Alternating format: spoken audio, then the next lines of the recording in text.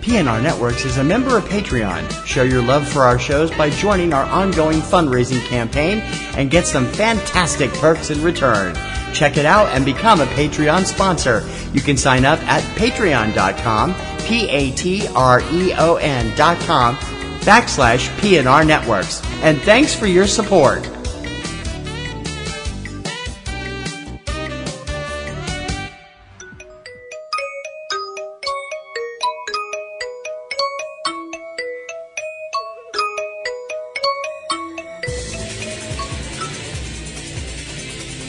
She just goes a little mad sometimes. Do you ever feel like you're normal and the rest of the world has lost its collective mind? Put your helmet on. We'll be reaching speeds of 3. Do you find people saying this to you a lot? Are you totally deranged? Are you looking for a looking glass to pass through? I find your lack of faith disturbing. Or looking for a rabbit hole to fall down? Who could think of a better punishment, really? Everything's the same here. It's just a little worse. Guess what?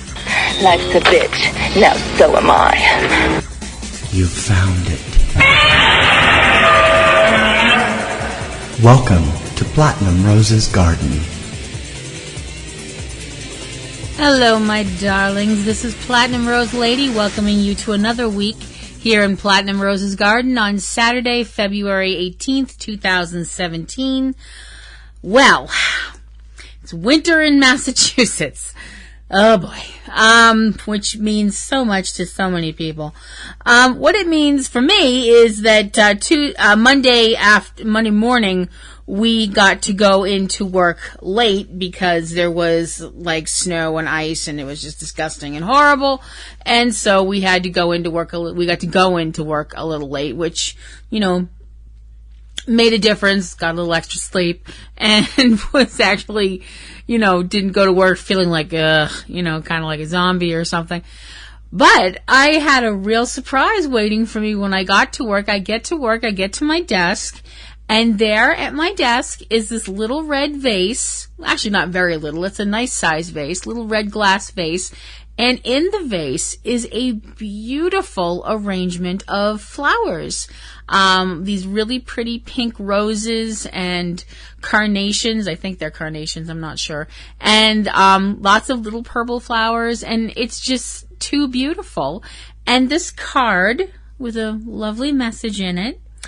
And I realized that it was from my husband, my beautiful husband, TC, who I talk about on here all the time. And I'm like, I got flowers! I actually screamed that out in the middle of my office. I don't care. Don't judge me. I'm emotional. What can I say? I was, oh gosh. I have been completely walking on air all week from this because every time I see the flowers, it makes me smile because it makes me think about my guy and how wonderful he is. I think I'm going to keep him. He's pretty awesome. So, that was fun. And, you know, it was just such a cool thing for Valentine's Day. I hope everybody had a great Valentine's Day. Mine was super cool because I'm with an awesome person that I love very much, and he's just fantastic. I don't mean to sound like I'm bragging. That's not cool. Sorry. Something else that is not cool, and I want to bring this up because I've been trying. I've been trying so hard. Since November, actually, fuck that, since last year. I am not what you would call a political person by nature. It's just not who I am. Because fuck all if I know why. I'm just not. I don't have the patience to listen to all the blah, blah, blah. I don't have the patience to cut through all the bullshit. I get very oh, shiny thing. I'm just, no, it's just not me. So this last year has been pretty fucking awful for somebody who's not into politics, who has to listen to everybody talk about politics. What seems like all the motherfucking time. You know, I mean, I really seriously got to a point in November where I was like, the next person who brings up a political thing with me and asks me to get on a certain party line and whose side are you on and all that, I'm going to hit them with a chair. I realize that's not the mature, rational adult way to do things, but fuck it, I'd hit the breaking point. So, the election happens and everything happens the way it happens and it is what it is. And I thought, well, now things will get back to normal. I'm so fucking naive. Because it hasn't. If anything, it's gotten fucking worse. I read a lot of internet articles. Just, not anything. And the crazy thing is I don't read political internet articles. I read stuff about Star Wars and Star Trek and, movies and show business or articles about puppies or bunnies or alligators or anything that catches my attention at that moment. And some jack-off in the comments, because I go check the comments out, because I get curious, sue me.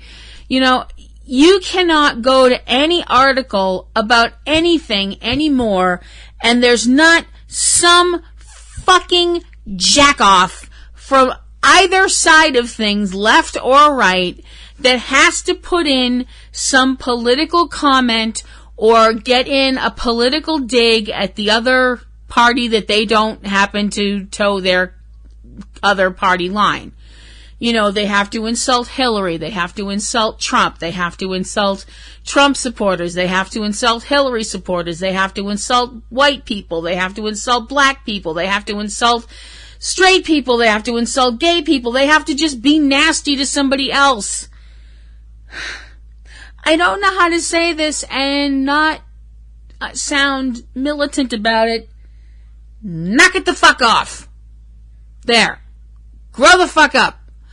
It's very easy to sit there and be as mean as possible to people when you're typing away on a computer. That's super duper easy.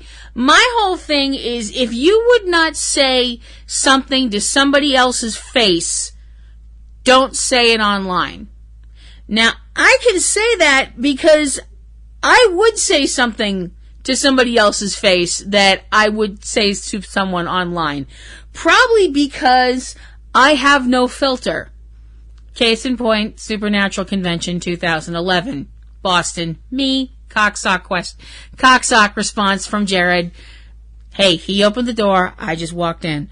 But seriously, if you're reading an article that's about something completely non-political and you have to get some kind of political remark in just because you have a keyboard and some free time, seek help. You are ill. There is something wrong with your brain, or your soul, or whatever. Because people are just so angry still. And I'm like, okay, look, I know shit didn't go the way certain people want. Fine, I know, I get it. Could we try and work with what we've got now instead of everybody still being fucking pissed off and fucking angry?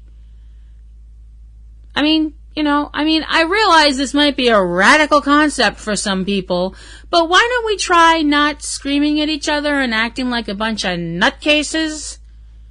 It makes it harder for actual nutcases like me. It's annoying. That's the thing that bothers people. All these crazy people. I'm like, hey, I take offense to that. I'm a crazy person.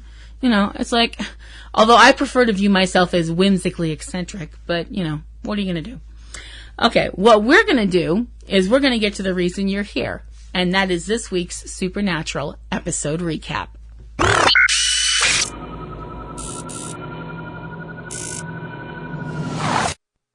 Carry on my wayward son. There'll be peace when you are done. Lay your weary head to rest. Season 12, Episode 12 of Supernatural, Stuck in the Middle with You. The then deals with quite a lot of things, including Mr. Ketch, member of the British Men of Letters, who we just found out about at the end of last year's, season 11, and we dealt with in season 12 so far by dealing with Lady Tony torturing Sam, and pretty much winding up on the Winchester shit list, although they have wound up working with the Men of Letters, although they're not really all that thrilled about it. We also are dealing with the fact that Kelly Klein, the young woman who wound up getting pregnant by Lucifer when Lucifer was in the body of the President of the United States, who is, as I said, now pregnant with the devil's child, has gone missing and can't be found even by Castiel. And we're dealing with Mary Winchester, who is back after being killed all the way back in the pilot, and has been brought back to Earth by the darkness as a gift to Dean. But she's not quite the Mary, I think, that a lot of fans or the Winchesters themselves had expected. And now we're at where we have Mr. Ketch sitting facing somebody else. As it looks right now, it looks like he's talking directly to us, the audience. And he says, "Tell me a story." And we get to a title card that says 5:20 p.m. And we see the Winchesters and Mary and Castiel, who is being hit on by the diner waitress in the diner that they're at, and a hunter named Wally, who we actually saw back in the episode First Blood, and they're at a diner, and they're talking about hunting a demon who seems to have a taste for virgins and cattle mutilations. Okay. I thought it was really interesting because the Winchesters and Castiel and Larry start having this kind of very male conversation about, all kinds of stuff about, wanting, your date to smell like food, which Dean brings up about the waitress, and Sam bringing up why do you want them to smell like food? And it turns into this very guy conversation, and this very one sharp kind of eyes up, focus on things remark from Mary. Sam does this kind of, "Sorry, Mom." It's like this, this big strapping hunter turns into a contrite little boy, and it was just so cute. I just thought it was really adorable. Sam's also trying to get his laptop to boot up, the Wi-Fi on the tablet. And, we cut to, later. It's obviously later because it's dark. Something about this whole situation went very wrong as we see Mary helping to prop up a severely wounded Castiel, bringing him into what looks like some kind of a house or a barn, while outside we see Sam and Wally fighting a pair of demons. Sam's fighting a male demon and Wally's fighting a female demon. Sam winds up killing the demon he's fighting with. Unfortunately, Wally gets killed by the demon that he's fighting with. That demon, the female demon, goes to kill Sam and winds up being stabbed in the back and killed by Dean.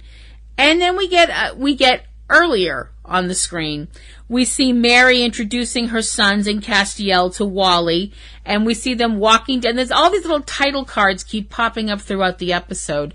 And we see them walking down the street as music's playing, and it's done in this slow motion style. It looks awfully familiar to something else. Specifically Quentin Tarantino's Reservoir Dogs, which you're definitely going to see a lot of tributes to in this episode. Thankfully, not one specific scene. We see them making plans and getting ready to do what's going to happen, obviously, later on in the episode. We see the title card says later. We see Castiel outside the house where the demon lives, while inside the Winchesters are setting up a trap to catch the demons. Dean's carving devil's trap sigils into bullets. Sam's putting a devil's trap on the floor. We see, all of a sudden, we see Mary getting a call. She comes up opens a door. Castiel's looking for her. She opens a door. She says she was in the bathroom. She gets a call from Wally, who sounds a little panicked, saying that his target has come back early. As it turns out, this demon apparently is very into fishing and goes fishing at a certain time of the evening. Because, why not? I mean, everybody needs a hobby, I guess. The door opens up, and the demon walks into the room. Dean shoots the demon several times with the devil's trap marked bullets, and nothing happens, other than the fact that the demon seems irritated.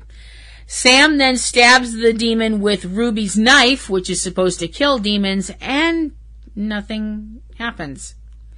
We're definitely getting into oh shit territory here. The demon knows Castiel is an angel. He instantly identifies Cass as an angel. And when he confronts Mary and says something to her to the effect of, hi, sweetheart, or something like that, his eyes go yellow. And my stomach dropped down to somewhere around my right ankle. And the look on Mary's face was obviously sheer horror.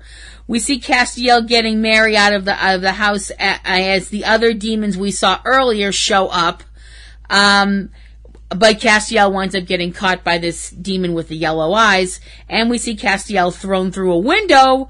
The demon goes outside, and from some invisible place on his back, it seems to be on his back, but it's invisible until he makes it visible, he pulls out a spear, and stabs Cass in the abdomen with it.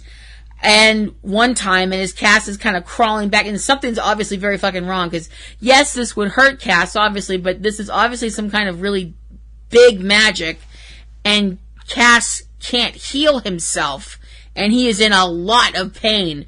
When the demon goes to strike him again, all of a sudden, a truck drives up and slams into the demon and sends him flying. Turns out the truck is being driven by Mary, who brings Castiel to she gets Castiel in the truck, and gets him further away into a barn, which we saw a little earlier in the episode. Castiel is bleeding very heavily and cannot heal himself, and the wound is very, very bad. It's got like this real dark, charred quality to it. Mary gets a call from Sam. She tells them where they are and where she and Castiel are, and that they are definitely not okay. We get another title card that says 9:05 p.m. and Mary telling Sam that the demon that she saw, the demon that they were fighting, had yellow eyes. And we get another title card that says 11 hours ago, 10:07 a.m. We see this demon leave the house that he's in. We're assuming it's the house of the person he took possession of, or whatever. And he's kind of just tending his garden a little bit. He just looks like this very harmless looking guy, just like a regular person. Obviously he's not wearing a sign around his neck that says, hello, I'm a demon, or something like that. And we see Mary and Wally in a car a little ways from the house watching the demon, and Mary has some research papers with her from the British Men of Letters, which Wally does not seem terribly impressed with. Although Mary tells Wally that she has been working with the British Men of Letters, and the reason why she told Wally to ask for Sam and Dean's help was that she doesn't want Sam and Dean to know that she is working with the British Men of Letters. Yeah, because keeping secrets never comes back to bite you on the ass, right? But like I said, Wally is very sniffy and suspicious still about the British Men of Letters. And but Mary says that she's been working with them, and it's been working out pretty well. They've, killed a bunch of vamps and some werewolves and a ghoul, and she seems to be working well with them, but she doesn't seem like she trusts them very much. We cut back to the title card says 8:23 p.m. Sam asks his mother if she's okay, bringing up the fact that he knows that the whole idea that Mary wanted to get out of hunting, which is what she's always said, that when he asks her if she's all right, he says, I know you never really wanted this. And her answer to him is, since when is life about getting what you want? Which I was kind of like, that seems like a rather terse and unkind way to ask your son, who's simply asking you a question because he loves you, an answer, but okay, all right. We see what's going on in the house, and we see what we saw earlier, but now we see more of it.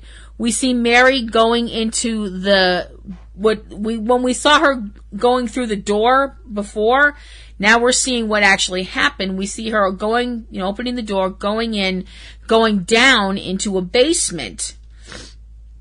And she's in the basement. There are lots of kind of odd things in the basement. It look like spears and, things like that. And she comes to a painting, which looks like a picture that she had on her lap earlier of information that she got from the Men of Letters. The painting is actually a painting called The Archangel Michael Defeating Satan. It's a painting from, it was painted by a gentleman named Guido Reni. I think I've seen images of that before. I've actually seen statues of that imagery of Michael with a spear pointing down at Satan. So I was like, that kind of looks familiar. She opened, she takes the painting down. Behind the painting is a safe. And she gets the safe open using some tech from the British Men of Letters. There's a box in the safe. She opens the box and takes out, when she opens the box, what's inside it is glowing. And she wraps it up and takes it. And we see everything that we saw earlier in the episode of everything going south with the other demons, the fight Sam got in, Wally's death, everything again. And now we're at the title card says 903. We see Mary bandaging Castiel's wound, and Mary sends a text to somebody, obviously from the British Men of Letters, and she's basically like, what the fuck have you got me into? And is told by the person answering the text to leave, to get out of there.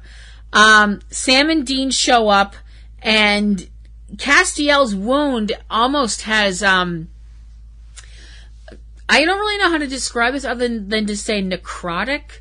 Like the flesh is rotting away, and there's these black streaks forming around the wound, and they're spreading. This is obviously not a good thing.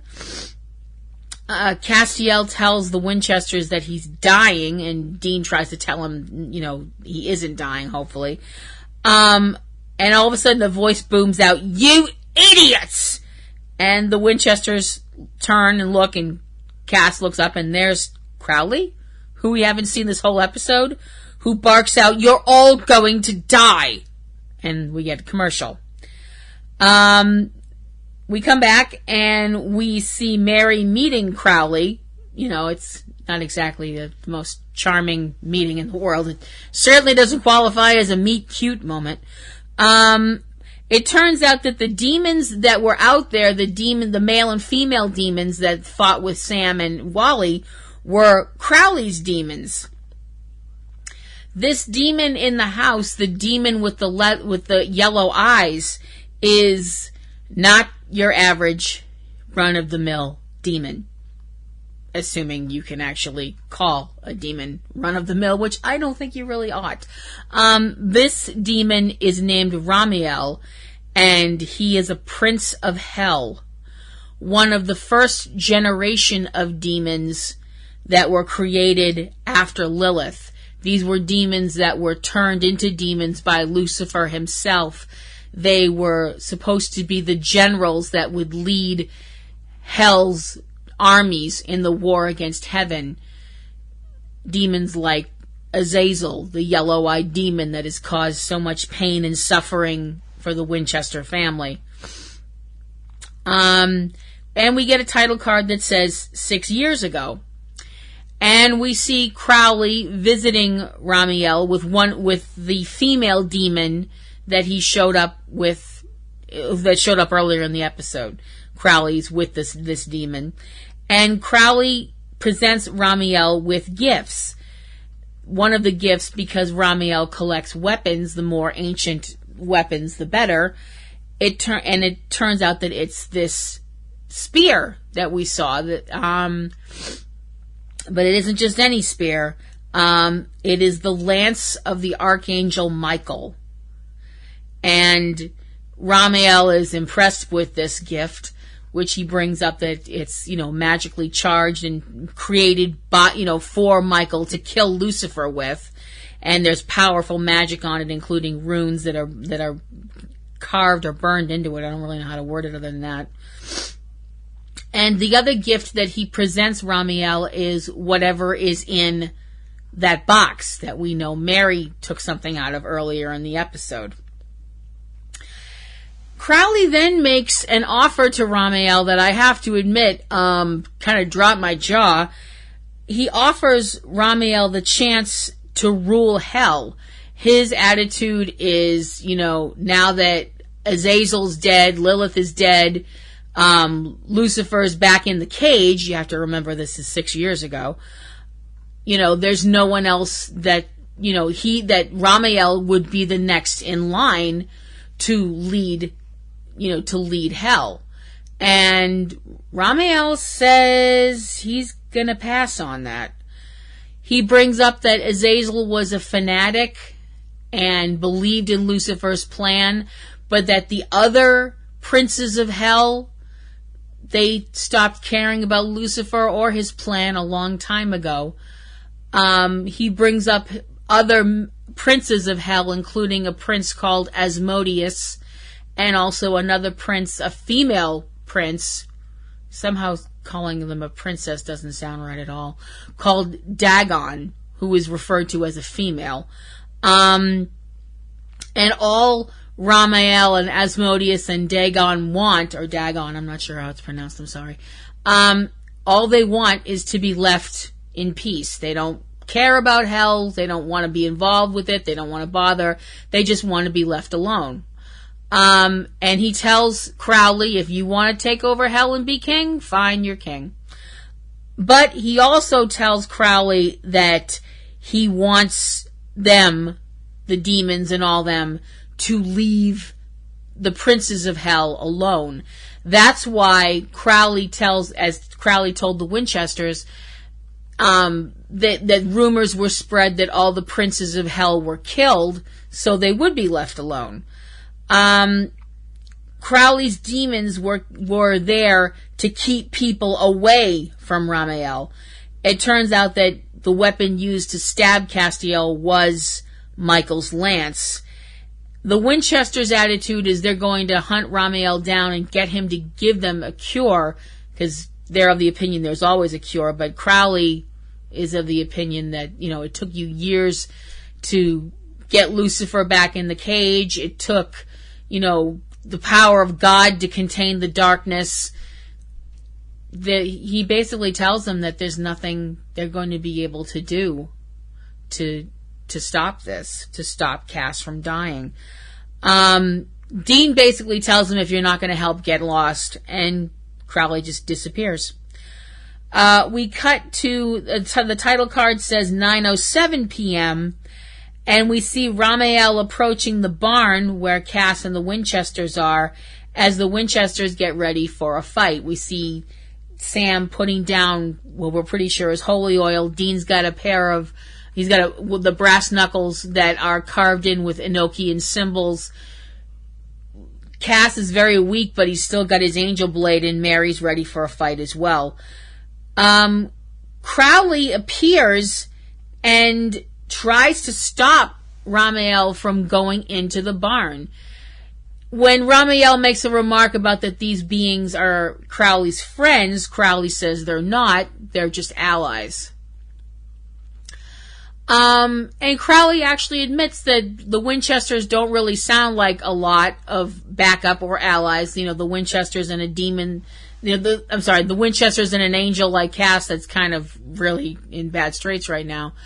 But he brings up that every time stuff looks the bleakest and the darkest, when it literally looks like the world is going to end, the Winchesters always manage to get stuff done. And they stop the most terrible things from happening.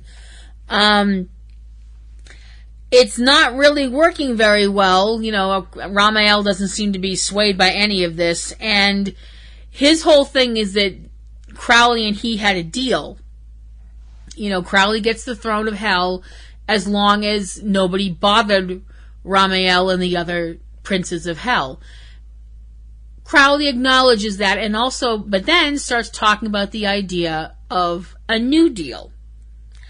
That doesn't go very well, because all of a sudden Crowley's body comes flying through the barn, leaving a rather nice big hole, and Ramael enters through the gap, grinning.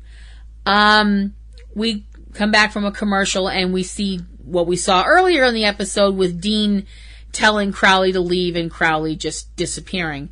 And then we get the title card saying 9:12 p.m. and Castiel telling the Winchesters they should leave, but before, you know, and of course they're all like, no, we're not leaving you. But Cass, before they can leave, or before, he tells them they should leave, but not before he tells them that they're his family and that he loves them, that he loves all of them. Sam and Dean aren't hearing any of it, because Sam says, we are fighting. We're fighting for you, Cass. Dean chimes in with, and we don't leave family behind. And that's who the Winchesters are. Then we get everything we saw earlier with now Ramael in the barn. Sam drops his lighter, and Ramael is standing in a ring of holy oil-fueled fire. When the Winchesters demand a cure for Cass, Ramael says there is no cure. And then Ramael says something, you know, that we understand, but the Winchesters don't. That Ramael says that the Winchesters have stolen from him, at which point Mary keeps completely silent. And I'm sitting there going, what the fuck? Ramael takes out a stopwatch and tells them that they have 30 seconds to give back what they stole from him. Sam and Dean keep telling him that they don't know what he's talking about, and Mary still says nothing. Ramael pulls from behind his back from Hammer Space or wherever it is. Michael's lance, slams it down on the ground, and that extinguishes the holy oil-fueled fire. And then a huge fight ensues between the Winchesters, all three of them, and Ramael, which involves mostly Sam and Dean getting the shit kicked out of them. And at one point, Ramael drops lets go of the lance. Sam gets the lance and stabs Ramael right in the chest with it, and Ramael explodes into this cloud of black ash. And after a second, everybody's kind of like, what just happened? Castiel has this black fluid coming out of his mouth, and it's very obvious that, you know, he's dying. The Winchesters are trying to figure out what to do, and Crowley, who's finally come to after getting thrown through a barn wall, recalls something Ramael had said about the magic involved in Michael's lance, the runes and all that stuff. Crowley picks up the lance and snaps it in half, and there's this blinding flash of blue light, and which we also see in Cass's eyes, and Castiel is healed. There's still blood on his clothes, but he is healed, which is obviously the most important thing. Crowley, being Crowley, just basically says, "You're welcome," and disappears. We see Sam and Dean each taking a hand and helping Castiel to his feet. He seems a little disoriented, but other than that, he seems like he's fine. I mean, you know, he's recovered completely from the look of things. Castiel wonders what Ramael meant about something being stolen from him, but Dean just kind of waves it off like, you know, who cares, that guy was crazy. And still, Mary says nothing. Mary's standing there watching as the brothers and Castiel walk out. Sam's kind of supporting Cass as they're walking out, and Dean's picked up the broken pieces of Michael's lance. And now we get a title card saying "One Last Thing." And we see the table that we saw at the beginning of the episode with Mr. Ketch at it, sitting across from Mary, who has told him all this stuff. Mr. Ketch is of the opinion that was a very interesting story. Mary is fucking furious because she feels like she got given bad information, and, you know, it put her sons in danger, it put her in danger, it put her friend in danger, they lost somebody, and Mr. Ketch tries to just kind of hand wave it away as bad information, but Mary says, "Shut up. Anything like that happens again, anything, and I will burn you down. All of you." Mr. Ketch seems kind of amused by that and is like, "Is that a threat?" Mary's response is, "It's a promise." And Mr. Ketch is looking her dead in the eye, and she's looking at him dead in the eye back. And he apologizes to her. Makes it very clear that, you know, they had bad intel, they gave her bad intel, everything went kind of south, but it was their fault and they're sorry. Which I was like, damn. You just got them to roll over and show you their belly. That's scared of you. Mr. Ketch then asks Mary if he can see it. And we obviously know it is what was ever in that box. Mary says that she'll show him, and she takes this object that's still wrapped in cloth out, puts it on the table, slides it over, brings up that her father told her about it. And as she's talking, the things she's saying, I'm going, wait a minute. Wait, what? And Mr. Ketch unwraps it, and the object that she took from that box is the Colt. The Colt that is supposedly able to kill pretty much anything, except for 5 things, I think, something like that. But it can pretty much kill anything else. Well, we know one of the things it can't kill is Lucifer. We knew that from the episode Abandon All Hope in Season 5. But it appears now the British men of letters have the Colt. We cut to hell, where Crowley is on the phone ordering his demons to tear the house apart and find the Colt, because it's supposed to be in Ramael's home. And there's this voice singing behind him, singing a song from an old cowboy TV show, I think, called Colt 45. And the voice is very familiar. And the figure that's in a very small cell, we can see that the cell is, it doesn't even look like it's large enough for someone to stand up in or sit up in, because the person almost seems to be lying down on the floor of the cell.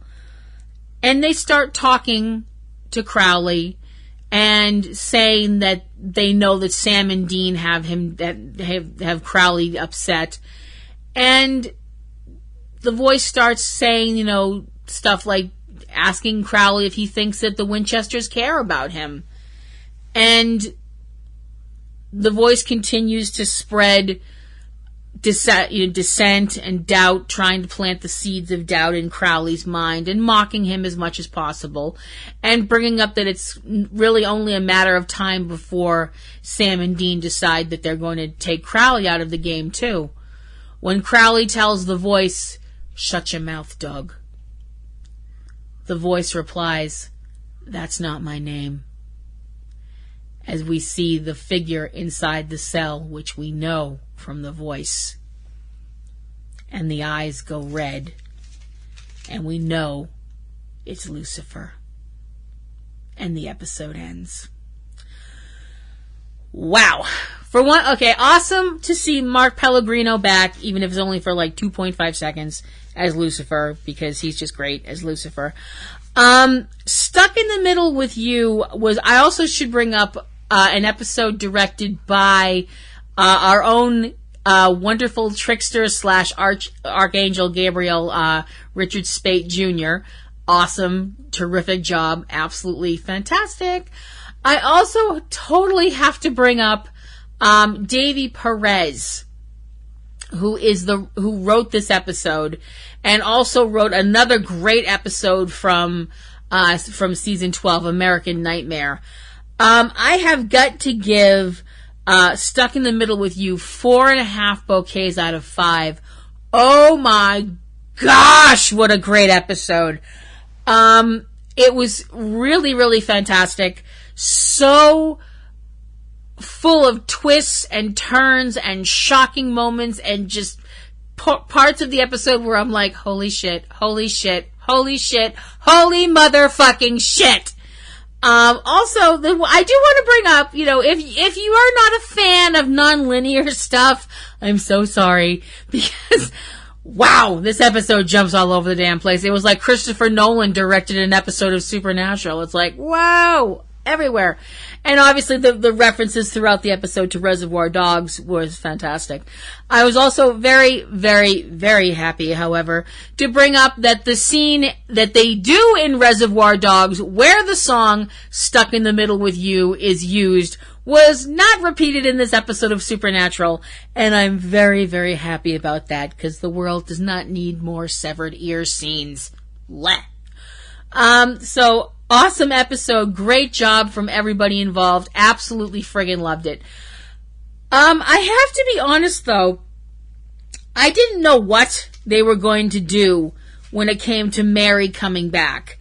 And I mean, all of the stuff we have known about Mary Winchester, for the most part, have been, the things that they talked about, in earlier seasons, and, the things from the pilot and the stuff that Sam and Dean talked about their mom, and I think a lot of us got this picture in our minds that even after we saw Mary as a younger woman, that we were still like, she wanted to get out of hunting and, be a mom and all that stuff like that.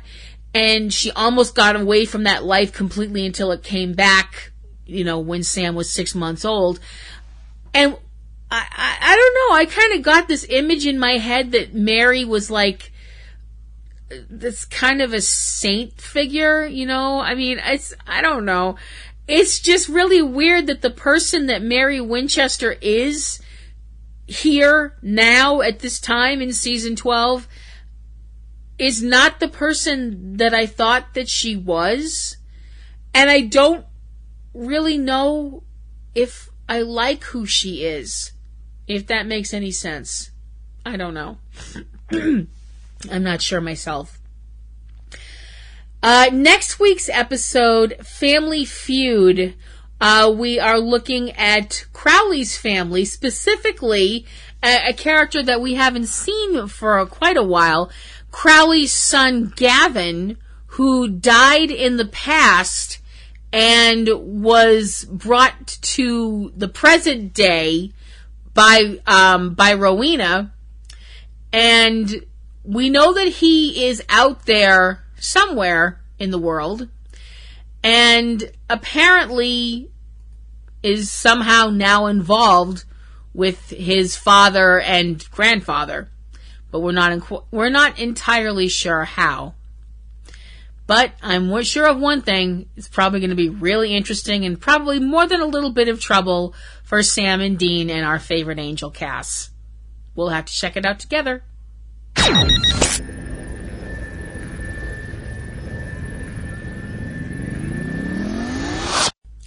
Sorry about that. I messed that up in the last segment. Dealing with Family Feud. We know that Gavin is out there and brought back to the present day now, but he was brought back to the present day by Abaddon, not Rowena. So I'm sorry I messed that up. So, that is going to do it for another week here in Platinum Rose's Garden, Cats and Kittens. I hope you enjoyed yourself. And if you have any questions, comments, queries, money, chocolate, banknotes, anything you'd like to send my way, you could send that to platinumrosel@yahoo.com, and I will totally listen to it and, read it on the air, and hopefully you will get famous for 2.5 seconds. And I hope you will check out the other shows that are part of our little family of podcasts here. Those would include Subject Cinema, which is a show that I do with my dear, sweet, long-suffering husband, TC, where we talk about movies and do movie reviews and all kinds of fun stuff like that. There's also his new show that he does on his own, Catastrophe Vortex, which is a show about disaster movies, because that's his forte. He's very into those, and I hope you'll check that out as well. And there is also Front Row 5 and 10, which is our count-up show, where we have all kinds of wacky countdowns, and I hope you'll check that out too. And there is Cavebabble, which is done by our good friends, the Lion family, and I hope you will check them out over at cavebabble.com. So, signing off for another week here. This is Platinum Rose Lady, hoping everybody has a good, safe week out there. Stay safe, stay warm, or stay cool if you're somewhere where it's super hot. And please try and be nice to each other. It's free. Doesn't hurt. Doesn't cost you anything to give somebody a smile. And be sure to hug the ones you love the ones you hug, and take some time to stop and smell the roses. I'll see you around. Bye.